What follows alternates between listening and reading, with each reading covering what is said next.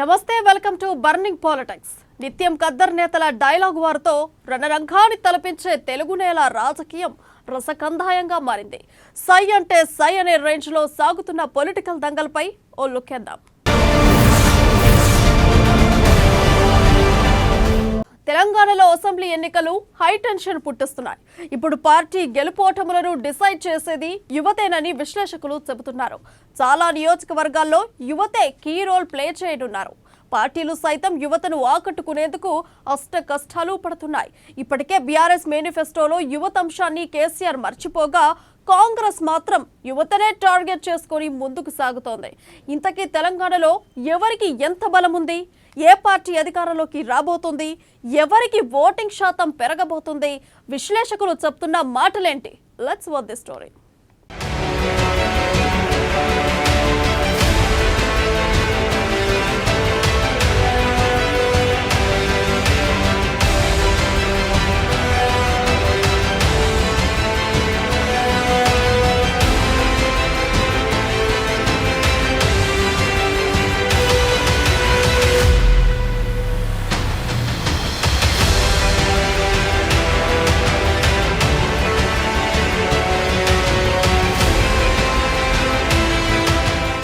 తెలంగాణలో high tension పుట్టిస్తున్న assembly ఎన్నికలు.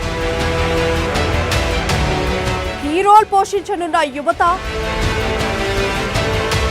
బీఆర్ఎస్ ఓటింగ్ శాతం తగ్గుతోందని సర్వేలు, కర్ణాటక ఫలితంలో రేసులో కాంగ్రెస్, యువతను టార్గెట్ చేసుకొని హస్తమడుగులు, మేనిఫెస్టో కసరత్తులో బీజేపీ.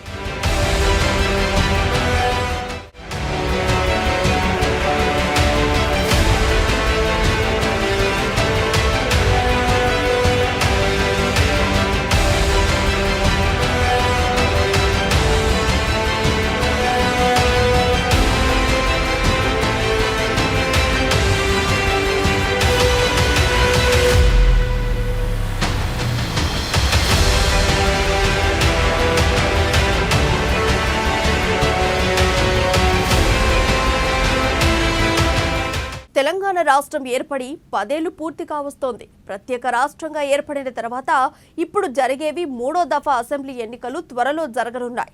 2014-2018లో బీఆర్ఎస్ ఘన విజయం సాధించింది. ఈసారి జరగబోయే ఎన్నికల్లోనూ గెలిచి హ్యాట్రిక్ కొట్టాలని సీఎం కేసీఆర్ పట్టుదలతో ఉన్నారు. ఇక కర్ణాటకలో విజయం సాధించిన కాంగ్రెస్ తెలంగాణలోనూ అదే ఫార్ములాతో గెలవాలని ఉవ్విల్లూరుతోంది. మరోవైపు కమలం పార్టీ బీజేపీ కూడా తెలంగాణలో పాగా వేసేందుకు విశ్వ ప్రయత్నం చేస్తోంది. ఈ 3 ప్రధాన పార్టీలు హోరాహోరీగా తలపడుతున్నాయి. మరి తెలంగాణలో ఓటర్లు ఎటు మొగ్గు చూపుతున్నారు?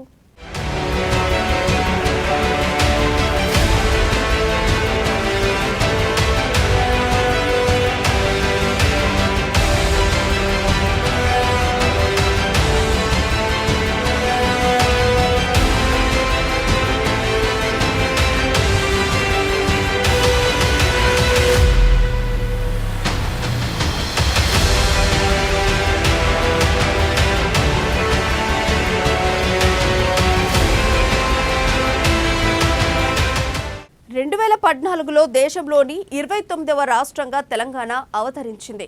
ఆ తర్వాత జరిగిన ఎన్నికల్లో ఇప్పటి బీఆర్ఎస్, అప్పటి టీఆర్ఎస్ 119 స్థానాలకు గాను 63 సీట్లు గెలుచుకుంది. సీఎం కేసీఆర్ తెలంగాణ తొలి ముఖ్యమంత్రిగా బాధ్యతలు చేపట్టారు. ఆ తర్వాత 2019లో ఎన్నికలు జరగాల్సి ఉండగా 2018లో ముందస్తు ఎన్నికలకు వెళ్లారు కేసీఆర్. అప్పుడు కూడా 119 స్థానాలకు గాను 87 సీట్లు గెలుచుకొని మళ్లీ అధికారం చేజెక్కించుకున్నారు. 2018లో కాంగ్రెస్, టీడీపీ, తెలంగాణ జనసమితి, సిపిఐలు కలిసి ప్రజా కూటమిగా ఏర్పడినప్పటికీ 22 స్థానాలు మాత్రమే దక్కించుకున్నాయి. ఎంఐఎం 7, ఇండిపెండెంట్లు 2, బీజేపీ 1 సీటు మాత్రమే గెలుచుకుంది.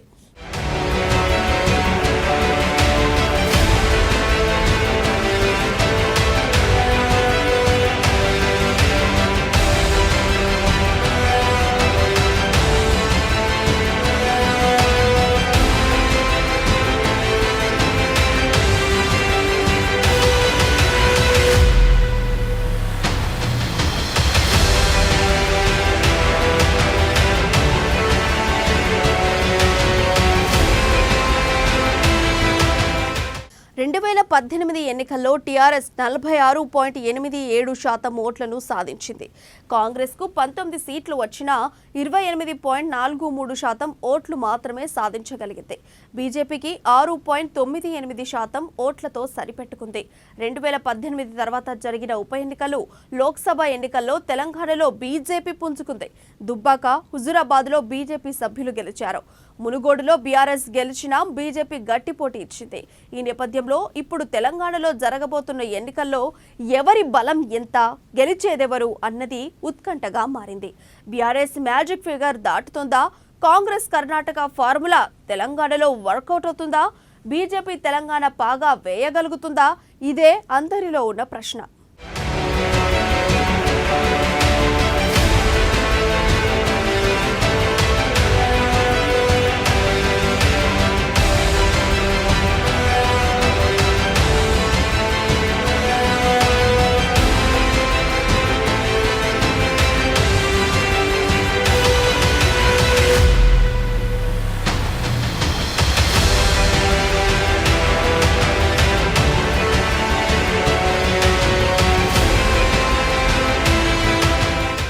బీఆర్ఎస్, కాంగ్రెస్, బీజేపీ 3 పార్టీల మధ్య ప్రధానంగా పోటీ నెలకొంది. అయితే అభ్యర్థుల ప్రకటన, ప్రచారంలో బీఆర్ఎస్ ముందంజలో ఉంది.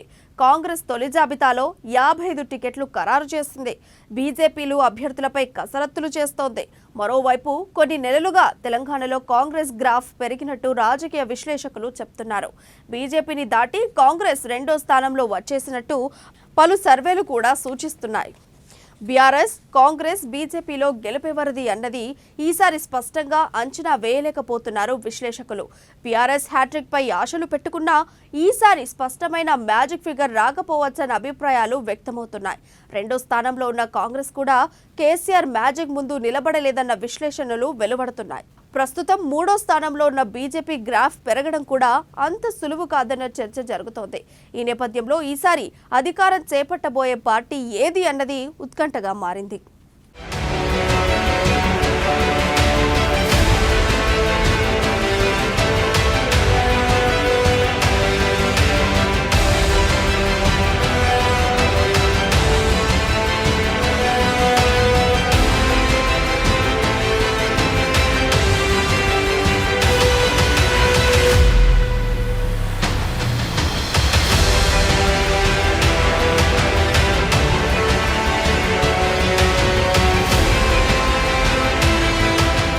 ప్రతిపక్ష పార్టీలు కాంగ్రెస్, బీజేపీ కంటే సీఎం కేసీఆర్ ఎన్నికల క్షేత్రంలో ముందే ఉన్నారు. పార్టీ అభ్యర్థులను ముందుగానే ఖరారు చేసేశారు. 119 స్థానాలకు 115 స్థానాల్లో అభ్యర్థులను ప్రకటించారు. టికెట్లు రాని అసంతృప్తుల్లో కొందరు పార్టీలు మారిపోగా మరికొందరిని అధిష్టానం బుజ్జకిచ్చింది. దీంతో పార్టీ టికెట్ల లొల్లి దాదాపుగా ఓ కొలిక్కి వచ్చింది. మరోవైపు ప్రచారంలోనూ బీఆర్ఎస్ ముందే ఉంది. సీఎం కేసీఆర్ స్వల్ప అస్వస్థతతో ప్రజలకు కాస్త దూరంగా ఉన్న మంత్రులు కేటీఆర్, హరీష్ రావు ప్రచారంలో దుమ్ము రేపారు. తాజాగా కేసీఆర్ కూడా రంగంలోకి దిగారు. హుస్నాబాద్ నుంచి సమరశంఖం పూరించారు.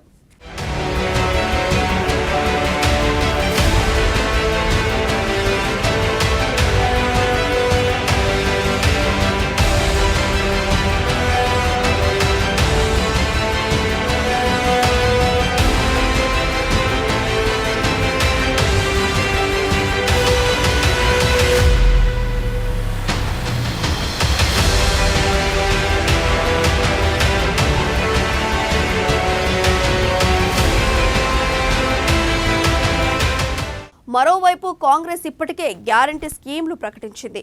ఆ గ్యారంటీ స్కీములపైనే ఆశలు పెట్టుకుంది. అయితే సీఎం కేసీఆర్ దీనికి కూడా కౌంటర్ ఇచ్చారు. తెల్ల రేషన్ కార్డున్న అందరికీ బీమా వర్తింపజేయనున్నట్లు ప్రకటించారు. దీంతో 93 లక్షల మందికి లబ్ధి కలుగుతుందని ప్రకటించారు. ఇదే సమయంలో పెన్షనర్లు, రైతులనే కేసీఆర్ ఎక్కువగా నమ్ముకున్నారు. దీంతో ఈసారి మేనిఫెస్టోలో పెన్షనర్లు, మహిళలు, రైతులకే ప్రాధాన్యం ఇచ్చారు. అయితే రైతు రుణమాఫీ, నిరుద్యోగ భృతి అంశాన్ని విస్మరించారు.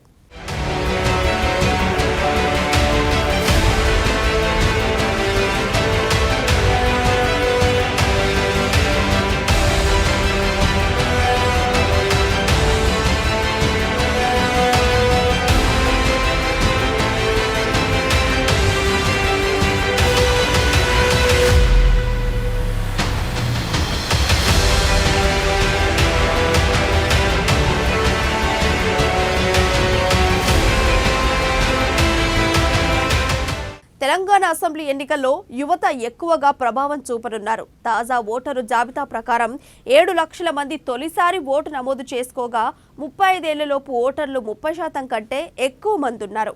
దీంతో అన్ని పార్టీలు అభ్యర్థులు యువతపై ప్రత్యేక శ్రద్ధ పెడుతున్నారు. యువతను తమ వైపు తిప్పుకునేందుకు ప్రయత్నిస్తున్నారు. తెలంగాణలోని 3.14 కోట్ల మంది ఓటర్లలో దాదాపు 7 లక్షల మంది 18 నుంచి 19 ఏళ్ల మధ్య వారే. అలాగే 75 లక్షల మంది ఓటర్లు 19 నుంచి 35 ఏళ్ల మధ్య వారే ఉన్నారు. యువత, నిరుద్యోగులు, ఉద్యోగుల ఓట్లు ఎలాగూ బీఆర్ఎస్ కు పడవని కేసీఆర్ డిసైడ్ అయ్యారు. కానీ ఈసారి ఎన్నికలను యువత, నిరుద్యోగులు, ఉద్యోగులే ప్రభావితం చేస్తారన్న విశ్లేషణలు వస్తున్నాయి.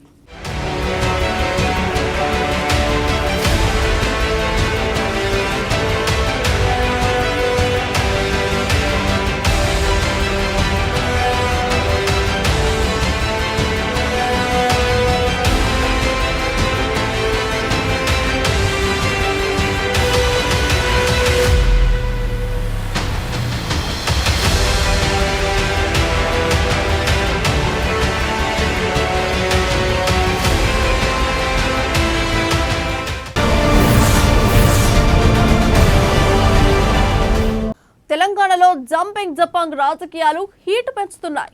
ఎన్నికలు సమీపిస్తున్న కొద్దీ నేతలు చొక్కా మార్చుకున్నంత ఈజీగా పార్టీలు మారుతున్నారు.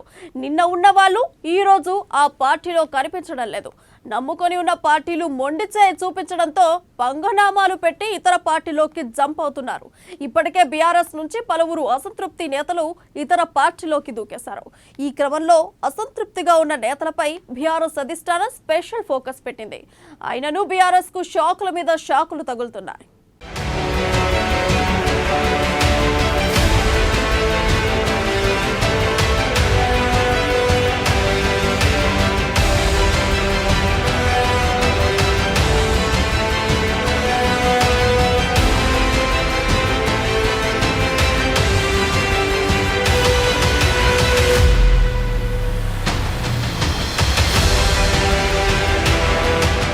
తెలంగాణలో రూటు మారనున్న రాజకీయం. రోజుకో పార్టీలోకి జంప్ చేస్తున్న నేతలు, హస్తం గూటికి క్యూ కట్టిన బీఆర్ఎస్ నేతలు, కాంగ్రెస్లోకి జిహెచ్ఎంసీ పరిధిలోని బీఆర్ఎస్ కీలక నేతలు. కాంగ్రెస్ జోరుతో కారుకి కష్టకాలం.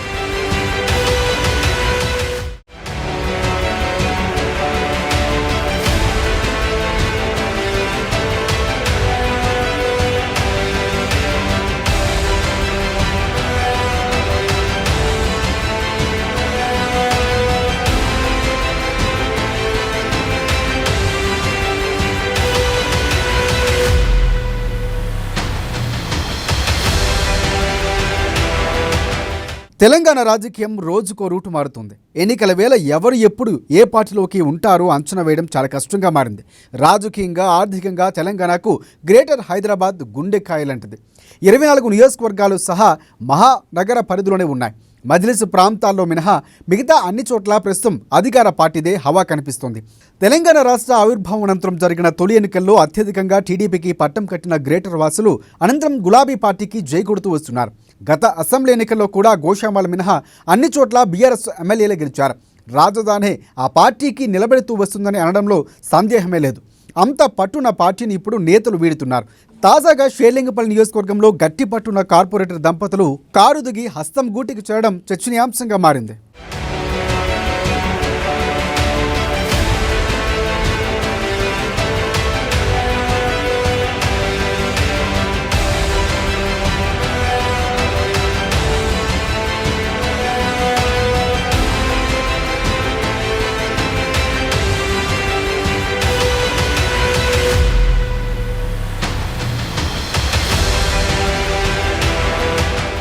ఇక జిహెచ్ఎంసీ ఎన్నికల్లో 150 వార్డులకు గాను బీఆర్ఎస్ 56 స్థానాల్లో విజయం సాధించింది. ఎప్పటి నుంచో ఖైరతాబాద్ ఎమ్మెల్యేగా ఎదగాలని భావిస్తున్న కార్పొరేటర్ విజయారెడ్డి బీఆర్ఎస్లోనే ఉంటే ఆ అవకాశం రాదని గతంలోనే కాంగ్రెస్ పార్టీలోకి చేరారు. తాజాగా షేర్లింగపల్లి నియోజకవర్గానికి చెందిన మాదాపూర్, హఫీజ్పేట కార్పొరేటర్ దంపతులు జగదీశ్వర్ గౌడ్, పూజితా గౌడ్ హస్తం గూటికి చేరారు. అంతేకాదు మల్కాజ్గిరి ఎమ్మెల్యే మైనంపల్లి హనుమంతరావు కాంగ్రెస్ గూటికి చేరారు. ఆయనతో పాటు అప్పట్లో ఈస్ట్ ఆనందబాగు కార్పొరేటర్ ప్రేమచందర్, మచ్చబొల్లారం కార్పొరేటర్ రాజు జితేంద్రనాథ్ కాంగ్రెస్ పార్టీ కండువ కప్పుకున్నారు. బీఆర్ఎస్ను 5 కార్పొరేటర్లు వేరుగా 2 దఫాలుగా బీజేపీ నుంచి 5 కార్పొరేటర్లు చేరారు. దీంతో ప్రస్తుతం బీఆర్ఎస్ కార్పొరేటర్ల సంఖ్య కౌన్సిల్లో 56గా ఉంది. పార్టీ నుంచి పోటీ చేసి గెలిచిన వారు కూడా ఇతర పార్టీలోకి చేరుతూ ఉండడం గమనార్హం.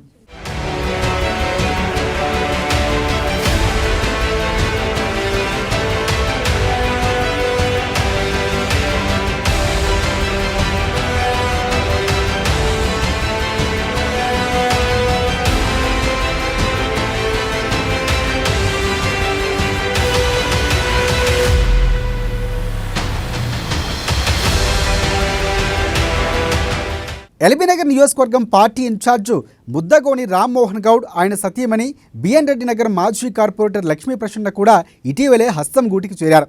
శివారు ప్రాంతాల్లో బలంగా ఉందని అధికార పార్టీ భావిస్తూ ఉండగా అక్కడి నియోజకవర్గాల్లో ఊహించని షాకులు ఇప్పుడు బీఆర్ఎస్ పార్టీకి తగులుతున్నాయి. ఎల్బీనగర్, షేర్లింగంపల్లి, మల్కాజ్గిరిలో నేతలు పార్టీని వీడారు. దీంతో ఆయా నియోజకవర్గాల పరిధిలో బీఆర్ఎస్కు ఇబ్బందికర పరిస్థితులు ఏర్పడ్డాయని కూడా రాజకీయ విశ్లేషకులు చెబుతున్నారు. ఉప్పల్ సిట్టింగ్ ఎమ్మెల్యే భేతి సుభాష్ రెడ్డి అధికార పార్టీని వీడుతారని కూడా ప్రచారం జరుగుతుంది. అభ్యర్థిత్వంపై ఆయన బీజేపీ నేతలతో సంప్రదింపులు జరుపుతున్నట్లు చెబుతున్నారు. రెండుసార్లు హైదరాబాద్ మార్కెట్ కమిటీ చైర్మన్గా, ఎల్బీనగర్ పార్టీ ప్రెసిడెంట్గా, యువజన కాంగ్రెస్ కలెక్టరేట్ అధ్యక్షునిగా, బ్లాక్ ప్రెసిడెంట్గా గతంలో చేయడం జరిగింది. ఆ రోజు కూడా లోకల్లో ఉన్నటువంటి కొన్ని ఇష్యూల మీద కాంగ్రెస్ పార్టీ వదిలి టీఆర్ఎస్లో జాయిన్ అయ్యి 2 సార్లు ఎమ్మెల్యేగా పోటీ చేయడం జరిగింది. కొద్ది ఓట్లతోటి ఓడిపోయినా కూడా నిత్యం ప్రజలలో ఉండి సేవ చేసే ఉద్దేశంతో నేను కానీ, నా ఫ్యామిలీ కానీ, మా భార్య లక్ష్మీ ప్రసన్న గారు ఒకసారి కార్పొరేటర్గా పనిచేయడం కూడా జరిగింది. ఈరోజు సోనియా గాంధీ, రాహుల్ గాంధీ వారంటే ఎప్పటి నుంచి కూడా మాకు అభిమానం, ఇందిరాగాంధీ అంటే కూడా అభిమానం. అలాగే రేవంత్ అన్న గారితో ఉన్న చనువు, అలాగే బట్టి అన్న గారు, అలాగే ఉత్తమ్ కుమార్ రెడ్డి గారు, కోమటిరెడ్డి వెంకరెడ్డి గారు,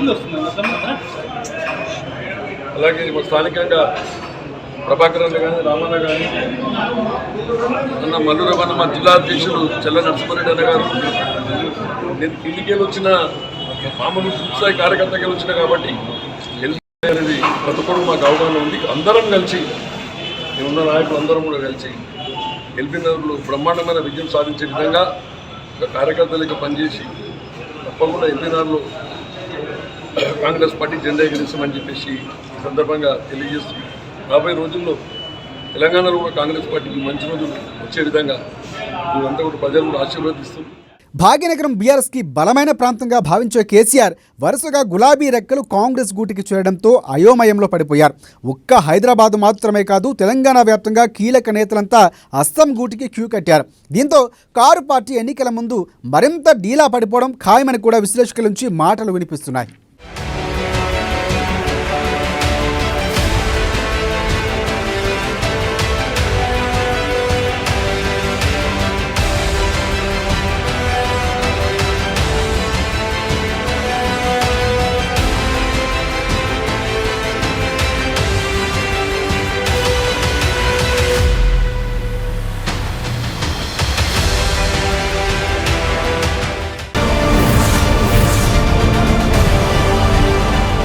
ఇది ఈ రోజు బర్నింగ్ పాలిటిక్స్. మరిన్ని రాజకీయ విషయాలు రేపటి బర్నింగ్ పాలిటిక్స్ లో చూద్దాం.